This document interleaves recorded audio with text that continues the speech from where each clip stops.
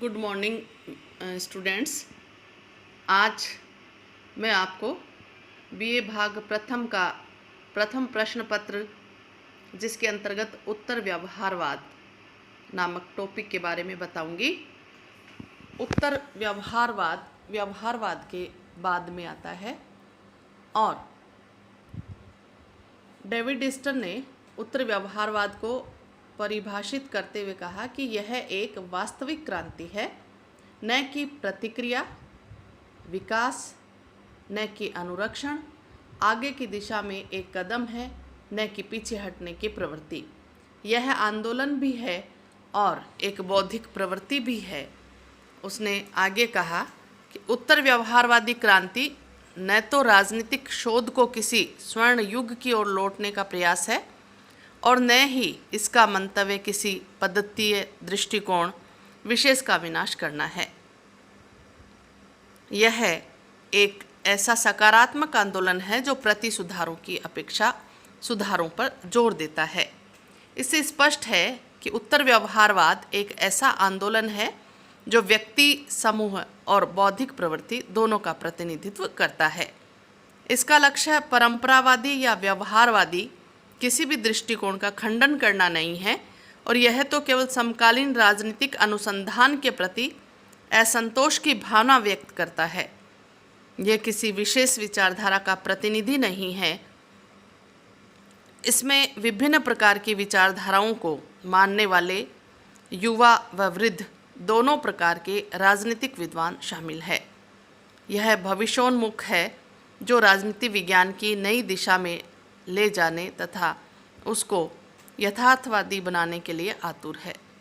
यह व्यवहारवाद के विरुद्ध कोई प्रतिक्रिया नहीं है, बल्कि राजनीति विज्ञान का विकास करने वाली एक वास्तविक क्रांति है जिसके प्रणेता डेविड डिस्टन है। व्यवहारवाद, जैसा कि मैंने बताया था आप लोगों को, कि वो पूर्णतः तथ्यों पर आधारित है और उसमें मूल्यों को कोई स्थान नहीं दिया गया। इसी वजह से उत्तर व्यवहारवाद आया और दूसरे विश्व युद्ध के बाद Gabriel Almond, Robert Dahl, David Easton, Karl Deutsch, Lasswell आदि विद्वानों ने जिस व्यवहारवादी आंदोलन की नींव रखी थी, आगे चलकर वही व्यवहारवादी आंदोलन दो भागों में बंट गया।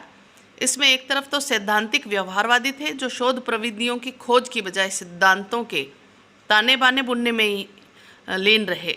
दूसरी तरफ सकारात्मक व्यवहारवादी थे जो शोध प्रविधियों की खोज में ही लगे रहे। ये दोनों आपस में एक दूसरे पर प्रत्यारोपण करने लगे। इससे व्यवहारवाद की कमियां दृष्टिगोचर होने लगी और इन कमियों की तरफ सबसे पहले ध्यान गया था डेविड डिस्टन का। 1969 में न्यूयॉर्क में अमेरिकन पॉलिटिकल साइंस एसोसिएशन के वार्षिक अधिवेशन में उत्तर व्यवहारवाद के लक्षण सामने आए और इसी तरह फिर डेविड डिस्टन ने कहा कि आधुनिक विश्व की नई परिस्थितियों में हमें अपने शोध को और अधिक तर्क संगत बनाने का प्रयास करना चाहिए। उन्होंने यह भी कहा कि आज हमारे पास ऐसी तकनीकें होनी चाहिए जो नाजुक संकटों का सामना करते हुए परंपराओं को भी सुरक्षित रख सके। हमें आदर्शवादी विज्ञान का व्यवहारवादी तर्क लेकर यह नहीं कहना चाहिए कि हमारी ज्ञान की सीमाओं के कारण हमारे प्रयोग अपरिपक्व हैं और हमें भावी मौलिक शोधों की प्रतीक्षा करनी चाहिए। आज व्यवहारवाद तकनीकों और तथ्यात्मक वर्णन में इतना उलझ गया है कि हम महत्वपूर्ण समस्याओं से दूर हट गए हैं और उन सक्रिय मूल तत्वों की उपेक्षा कर रहे हैं जो समसामयिक समस्याओं के जन्म के कारण है।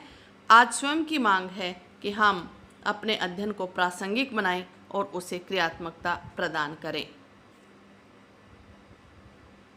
तो इससे स्पष्ट है कि डेविड डिस्टन ने तत्कालीन व्यवहारवादी दृष्टिकोण की कमियों, तत्कालीन राजनीतिक शोध के प्रति असंतोष के कारण ही उत्तर व्यवहारवादी क्रांति का सूत्रपात किया, जिसके पीछे कारण तत्कालीन सामाजिक और राजनीतिक परिस्थितियां थी, राजनीतिक शोध के प्रति गहरा असंतोष था और उचित भविष्यवाणी का अभाव भी था। तो तत्कालीन सामाजिक और राजनीतिक परिस्थितियां उस समय, जैसे मैंने जिक्र किया, परमाणु बम के आविष्कार ने राष्ट्रों के विदेशी संबंधों या अंतर्राष्ट्रीय संबंधों में परिवर्तन ला दिया। अमेरिका में गृह युद्ध, वियतनाम में अघोषित युद्ध ने विश्व की नैतिक अंतरात्मा पर प्रहार किया और समाज में ऐसी समस्याएं पैदा हो गई कि व्यवहारवाद से उनका समाधान नहीं हो सकता था। इसलिए परिवर्तनशील परिस्थितियों में नए दृष्टिकोण की आवश्यकता अनुभव हुई जो इन समस्याओं के समुचित उत्तर दे सके। इसी कारण उत्तर व्यवहारवाद का जन्म हुआ। इसी तरह से एक महत्वपूर्ण कारण था, वो था तत्कालीन जो राजनीतिक शोध है उसके प्रति गहरा असंतोष, क्योंकि उस समय व्यवहारवादी शोध को प्राकृतिक विज्ञानों की दृष्टिगति पूरा करने का प्रयास कर रहे थे। शोधकर्ताओं द्वारा निरर्थक शोधों पर पैसा खर्च किया जा रहा था। वे राजनीति विज्ञान को राजनीति का विज्ञान बनाने में जुटे हुए थे। वे ऐसी किसी भी सिद्धांत का निर्माण करने में सफल रहे जो सभी व्यवस्थाओं में सभी समय पर लागू हो सके, उसमें ऐसा वो नहीं कर सके। वे वैचारिक संरचनाओं, प्रतिमानों, सिद्धांतों के निर्माण में लीन थे, जबकि उनकी पाश्चात्य दुनिया तीव्र आर्थिक, सामाजिक व सांस्कृतिक संकेतों से गुजर रही थी। तो डेविड ईस्टन को वातानुकूलित पुस्तकालयों में बैठे स्थिरता, स्थायित्व, संतुलन आदि समस्याओं के लिए काम कर रहे व्यवहारवादियों से घृणा हो गई और इसलिए उन्होंने उत्तर व्यवहारवादी क्रांति का बिगुल बजा दिया। व्यवहारवादी इतने तल्लीन हो गए थे तथ्यों की खोज में और सिद्धांत निर्माण में कि उचित भविष्यवाणी वो नहीं कर पाए। व्यवहारवाद किसी भी राजनीतिक समस्या के बारे में न तो उचित समाधान प्रस्तुत कर सका और न ही उचित भविष्यवाणी वो दे सका। परमाणु बम के आविष्कार, वियतनाम को संकट और अमेरिका में गृह युद्ध की स्थिति ने व्यवहारवाद की सभी मान्यताओं को धूमिल कर दिया। इसलिए राजनीति विज्ञान को भविष्योन्मुख बनाने के लिए उत्तर व्यवहारवाद का जन्म हुआ। तरह से उत्तर व्यवहारवाद के उदय होने के पीछे बहुत सारे कारण थे और तथ्यों के साथ मूल्यों को समाहित करना भी बहुत ज़रूरी होता है। उत्तर व्यवहारवाद की विशेषताओं के बारे में यदि हम चर्चा करें तो उसकी मुख्य मुख्य विशेषताएं मैं बताना चाहूँगी। जैसे तकनीक की अपेक्षा सार वस्तु का महत्व ज़्यादा होता है। तो तकनीक की अपेक्षा सार वस्तु का महत्व से तात्पर्य है कि उत्तर व्यवहारवादी तकनीक की अपेक्षा सार वस्तु पर अधिक जोर देते हैं और उनका कहना है कि तथ्य तकनीक से पहले आने चाहिए। अनुसंधान के लिए वे परिष्कृत उपकरणों का विकास करना आवश्यक तो मानते हैं, लेकिन उससे अधिक महत्व उन उद्देश्यों का मानते हैं जिनके लिए उपकरणों का प्रयोग हो रहा है। इस दृष्टि से वे तकनीक को सीमित महत्व देते हैं। उनका कहना है कि जब तक वैज्ञानिक अनुसंधान समकालीन आवश्यक सामाजिक समस्याओं की दृष्टि से असंगत व असारगर्भित है तो उस पर समय लगाना बेकार है।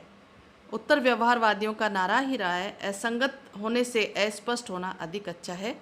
इसलिए उन्होंने ये कहा कि समकालीन समस्याओं के साथ एक उद्देश्यपूर्ण संगति बैठाने पर हमें जोर देना चाहिए।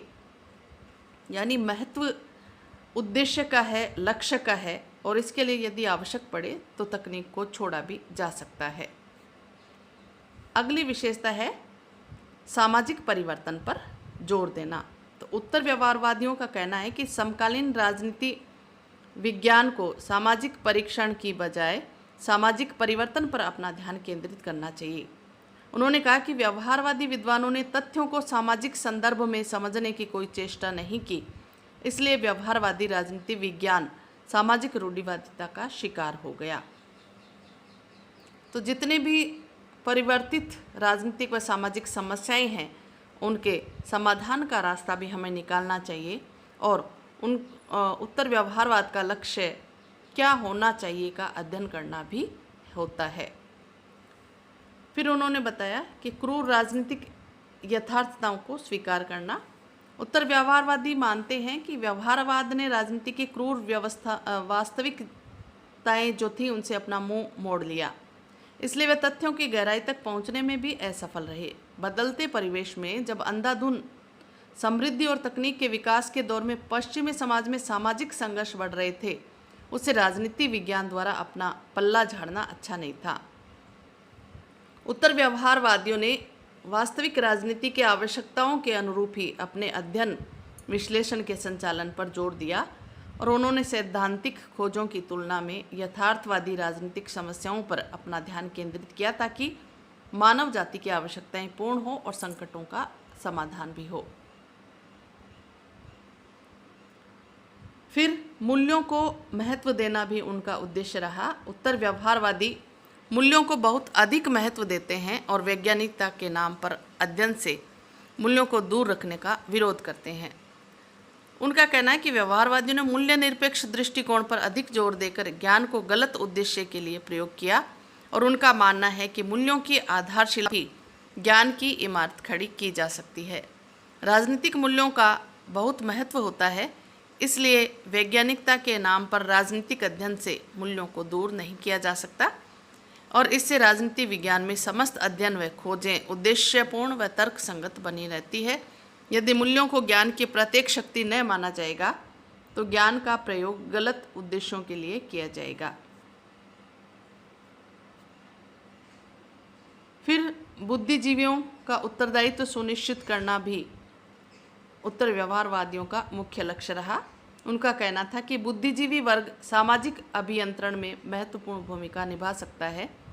सभ्यता के मानवीय मूल्यों के संरक्षण में उनकी भूमिका महत्वपूर्ण हो सकती है।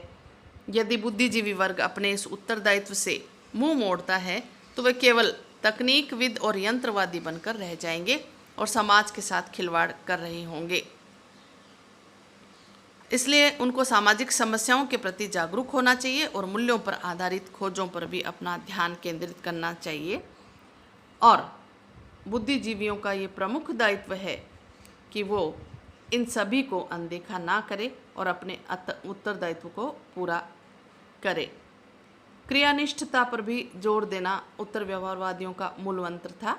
उनका कहना था कि ज्ञान का उपार्जन करने से ही बुद्धिजीवियों का उत्तरदायित्व पूरा नहीं हो जाता, बल्कि उनका प्रमुख कर्तव्य है कि वे ज्ञान को क्रियात्मक बनाएं, अर्थात ज्ञान का प्रयोग सामाजिक समस्याओं को दूर करने के लिए करें।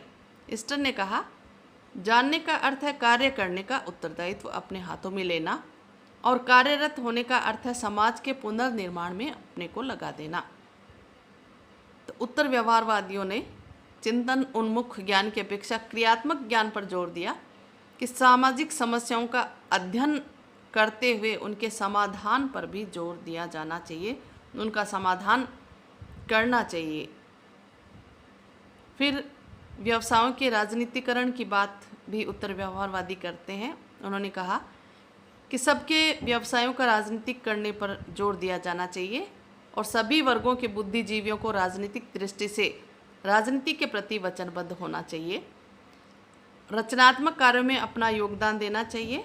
और उत्तर व्यवहारवादियों ने यह भी कहा कि यदि एक बुद्धिजीवी का दायित्व अपने ज्ञान को क्रियान्वित करना है तो बुद्धिजीवियों के संगठन, जिसमें राजनीति शास्त्रों के समस्त संस्थाओं और विश्वविद्यालय भी शामिल है, उनका राजनीतिकरण करना न केवल अनिवार्य बल्कि वांछनीय भी है। तो इस प्रकार उत्तर व्यवहारवादियों ने शोध को सामाजिक समस्याओं के संदर्भ में आवश्यक माना। उन्होंने सामाजिक परिवर्तन में बुद्धिजीवी वर्ग की भूमिका को महत्वपूर्ण बताया और तथ्यों की अपेक्षा मूल्यों पर अधिक जोर दिया। उन्होंने सामाजिक परिरक्षण की बजाय सामाजिक परिवर्तन में बुद्धिजीवियों की भूमिका को महत्व दिया और उत्तर व्यवहारवाद ने औचित्यपूर्ण खोज करते हुए मानव जाति को संकटों से बचाने का प्रयास करने की बात कही और ये कहा कि लक्ष्य केवल ज्ञान अर्जन करना नहीं है बल्कि उसको सामाजिक हित में क्रियात्मक रूप देना भी है। उत्तर व्यवहारवाद ऐसी क्रांति है जो व्यवहारिक आंदोलन के सभी दोषों से मुक्त है और घोर राजनीतिक यथार्थताओं पर आधारित है।